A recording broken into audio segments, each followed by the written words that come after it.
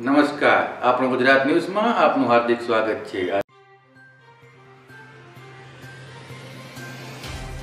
राजा हनुमंत सिंह वे सन 1857 के उत्पाती दिन थे।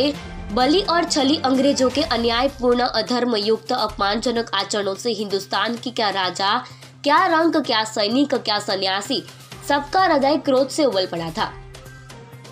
सबका एक ही नारा था, मारो फिरंगी को।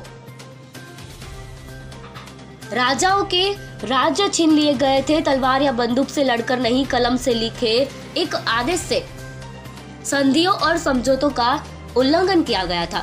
सैनिकों की कुत्तों की तरह दुदकारा और लड़ाता जाता था। लोगों पर ईसाइयत थोपी जा रही थी। बरसों से इकट्ठा होता जनता का रोष 10 मई को मेरठ में फट पड़ा। सिपाहियों ने अपने अंग्रेज अफसरों की हत्या कर दी और दिल्ली की ओर चल पड़े। कानपुर, लखनऊ, झांसी, इलाहाबाद, सभी जगह विद्रोह का दावानल भड़का उठा। अंग्रेज नर नारी अपने जान बचाने के लिए शरण ढूंढने लगे। मध्य प्रदेश में एक छोटा सा राज्य था, काला कांकर। उस समय वहां के राजा थे हनुमंत सिंह।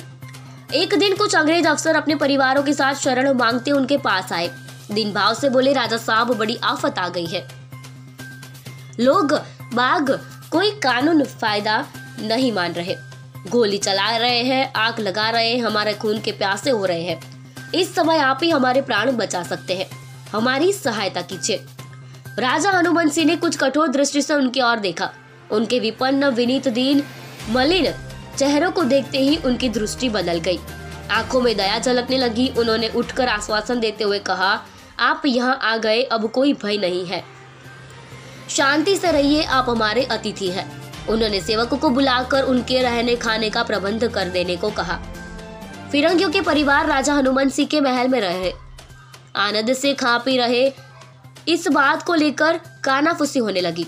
सबको पता था कि कंपनी बादों ने राजा साहब की बहुत सी जागीर जबरदस्ती छीन ली थी। उन्हीं के प्रति राजा का यहाँ प्रेम भरा सत्कार लोगों की आंख में खटक रहा है, छाती में चुभ रहा है। वह भी तब जब पंजाब से महाराष्ट्र तक एक ही नारा गूंज रहा है, मारो फिरंगी को। हनुमंत सिंह को हो क्या गया है? कोई ताना भी देते हैं। जो भूमि लड़कर नहीं बचाई जा सकी, उसे चरण धोकर वापस लेने का प्रयत्न हो रहा है क्या? हवा में उड़ती बातें हनुमंत सिंह के कानों तक पहुंचती है। बुरी लगती है, पर कुछ कह नहीं सकते, कुछ कर नहीं सकते। जिसका मुंह सपेरे के हाथ में दबा हो, उसे सांप की तरह ऐंठ कर रह जाते हैं। कुछ दिन में वायुमंडल कुछ शांत हुआ। अंग्रेज अफसरों ने कहा, हमें लगता है कि अब हम इलाहाबाद जा सकते हैं, कृपा करके हमें वहां भिजवाने का प्रबंध कर दीजिए। राजा ने उस दिन उनके जाने के लिए न केवल सवारियों का प्रबंध कर दिया, अपितु जहां से इलाहाबाद के लिए नावें जाती थी, वहां तक उन्हें पहुंचाने का वह स्वयं गए। अंग्रेज मेहमान नावों पर सवार हो गए। नाविक नावों के रस्से खोलने लगे। बड़े अंग्रेज अफसर ने शिष्टाचार के नाते कहा, राजा साहब, आपने इस समय इतने प्रेम से हमें अपने घर रखा, इसके लिए हम आपके आभारी हैं। आप इलाहाबाद आइए और इस विद्रोह को दबाने में हमारी सहायता कीजिए। हम आपके लिए जो कुछ हो सकेगा अवश्य करेंगे। जैसे नाग ने अचानक फुफकार कर फन उठा लिया हो, इस प्रकार राजा हनुमंत सिंह तन कर खड़े हो गए और बोले, क्या कर रहे हो तुम लोग? विपत्ति के मारे तुम मेरे घर आए, तुम्हारी जान जोखिम में थी, तुमने शरण मांगी। उस समय तुम्हारी सहायता करना मेरा धर्म था, अतिथि धर्म। उसका मैंने यथाशक्ति पालन किया। न करता तो मेरी राजपूती आन पर धब्बा लगता, तुम पर हमला होता तो प्राण देकर भी मैं तुम्हारी रक्षा करता।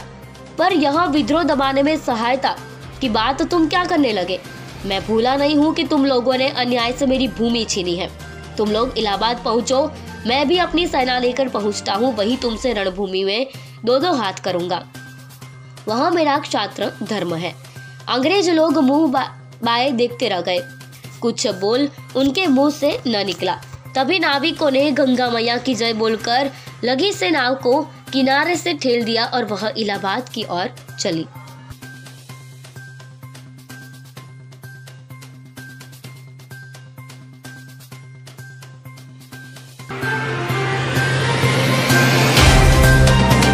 तो व्हाट्सएप, ट्विटर, फेसबुक, इंस्टा जहाँ भी आपका अकाउंट है, इसे शेयर बटन के द्वारा वहाँ पर शेयर करें।